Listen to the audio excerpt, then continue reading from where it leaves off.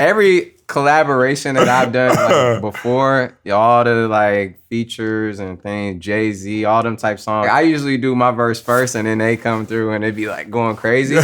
But for the verse on his song, I just was like, let me just go with my first mind. Do it, knock it out. But then like the song evolved. When we was on set and I heard the third verse, I'm like, damn, I could have probably I was like, oh, you trying to go like that? I was like, oh, okay. I remember being there, like, obviously it was too late because we were shooting a video. But I remember being like, it's all good. Like, you know, I'm gonna get him again.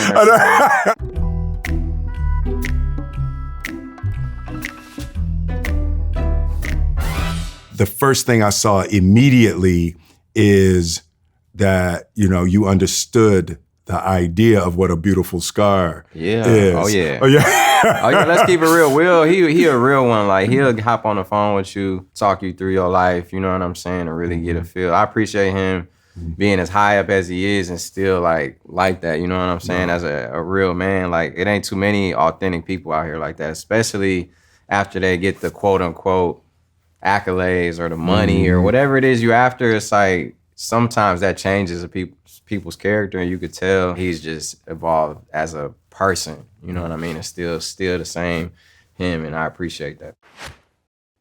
Fly as an eagle, fresh out of Philly. Yeah, I still rep the city.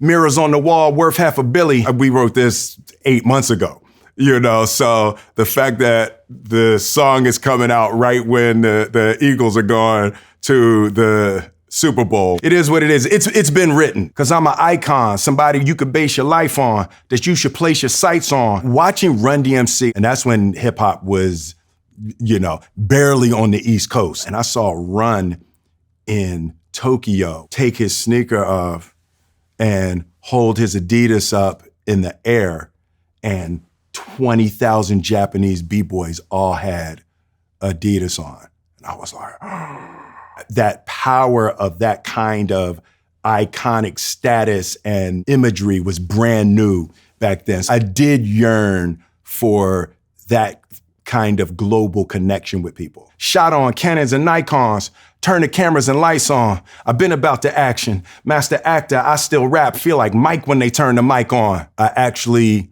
you know, put my hip hop career to the side to dive into acting. I'm a master actor. I've never given myself the opportunity to elevate my poetry, my concepts to the level of the mastery I've attained as an actor. See, I got will until the wheels fall off. That's just the will I am, my willpower. Got these cowards saying, God damn, he just won't quit, won't fold, and won't switch. I wrote the code, I'm Mr. Smith.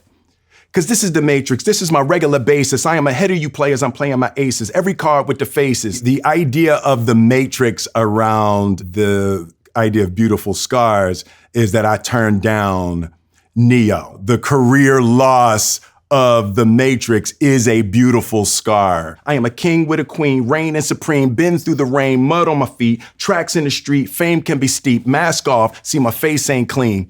Did my dirt, made it hurt worse. Went to church feeling cursed, worked on myself, Kintsugi first. Couldn't tell I've been through hell on earth. The word I was using when I kept thinking about the past couple years of my life was, it was brutal.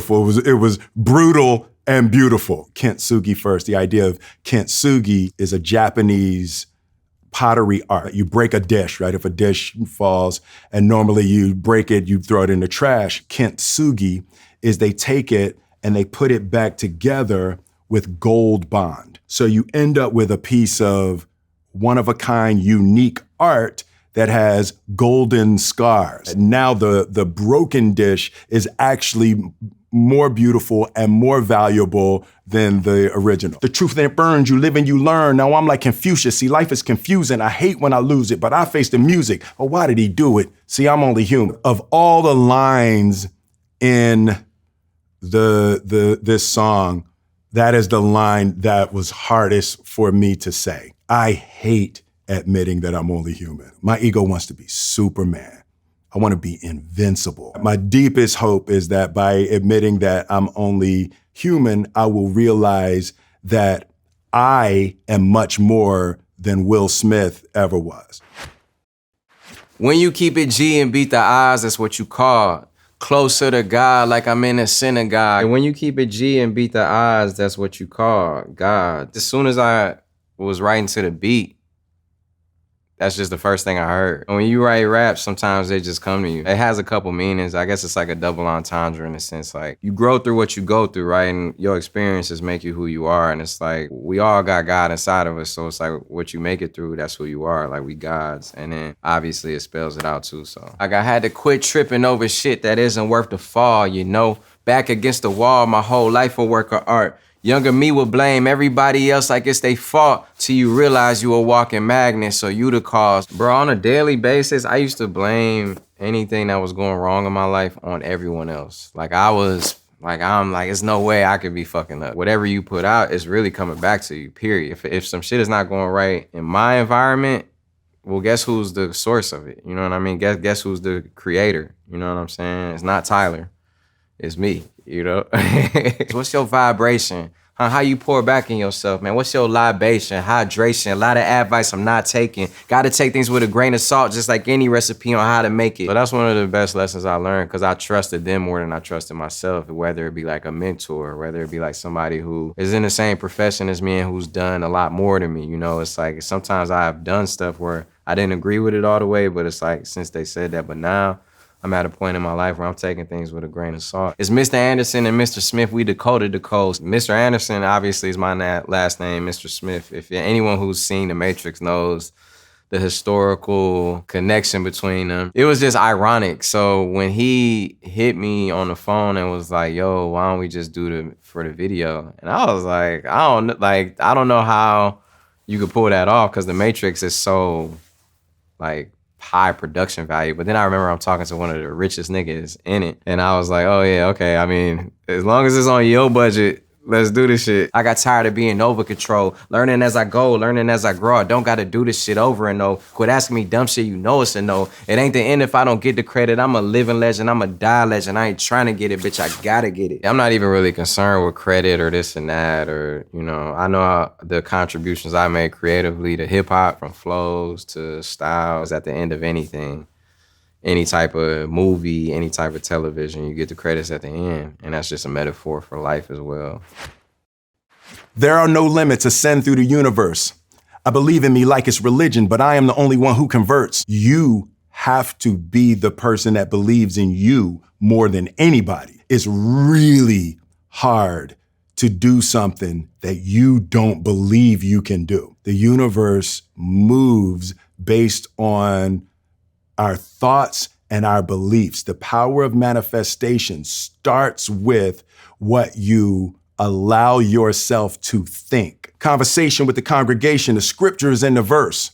I manifest through my mentality. The only real is my reality. I rebuild with the broken pieces that are shattered on the floor. Your reality is your reality. My reality is the only thing that's real for me. I rebuild with the broken pieces that are shattered on the floor. I can look at that as an absolute mess and horrible and it's terrible, or I can look at this as a really great Kintsugi opportunity to rebuild something beautiful and powerful. I am healed by the deepest teachings that were given by the Moors.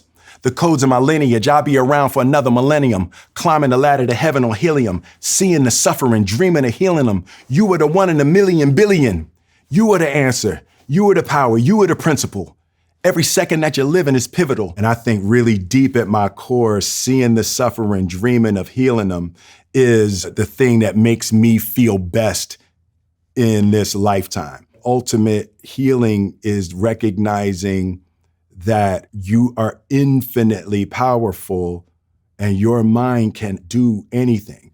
Your mind can cultivate any kind of internal fragrance that you're seeking. Anything that's broken is remixable.